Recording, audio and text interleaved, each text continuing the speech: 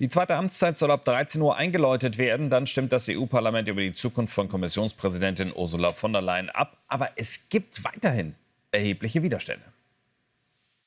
Am Tag nach der Europawahl vor 5 Wochen hatte Ursula von der Leyen sofort die nächste Wahl im Blick, ihre eigene.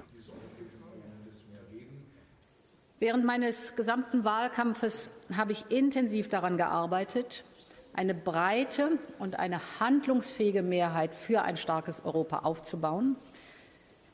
Wir werden und können gemeinsam eine Bastion gegen die Extremen von links und rechts bilden. Und dies ist auch notwendig, denn wir stehen vor außergewöhnlichen Herausforderungen. Jetzt ist er da, der Tag der Entscheidung für Ursula von der Leyen. Ein einziger Wahlgang entscheidet über das Schicksal der 65-jährigen CDU-Politikerin.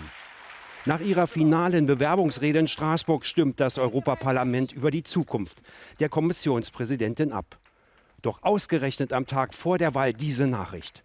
Der Europäische Gerichtshof erklärt eine Entscheidung von der Leyen für nichtig, Teile der Impfstoffverträge aus der Corona-Pandemie geheim zu halten. Mehr noch, der EuGH wirft der Kommission mangelnde Transparenz vor. Das kommt natürlich zu einem extrem schlechten Zeitpunkt für Sie. Einen Tag vor der Wiederwahl, das erinnert die Europäer, die Abgeordneten natürlich auch an ihre Verfehlung und möglicherweise in Deutschland auch in ihrer Zeit als Verteidigungsministerin mit ihren Absprachen mit McKinsey, für die sie ja auch in Kritik geraten ist. Der Zeitpunkt ist also extrem ungünstig. Die Berateraffäre bei der Bundeswehr machte der früheren Bundesverteidigungsministerin noch im neuen Amt große Probleme. Als Kommissionspräsidentin musste sie 2020 vor dem Untersuchungsausschuss des Bundestages erscheinen.